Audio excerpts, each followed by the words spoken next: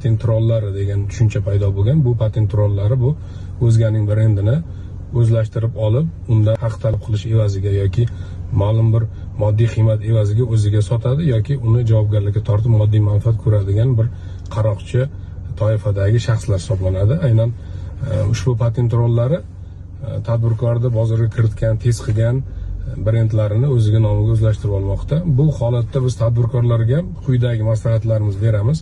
Albatta sizlarni to'g'ri tushunamiz, chunki test qilingandan keyin patentlash o'rinli holat. Chunki bir nechta nomni patentlash qimmatga tushadi. Shu holatda sizga asosiy yagona yechim bu siz o'sha bozorga kiritayotgan har bir brendingizni, nomingizni, mahsulotingiz nomini birinchi o'rinda o'zingizning Instagram kanalingizga uni rasmi, holatini albatta joylab qo'ying. Bu birinchi dalil hisoblanadi.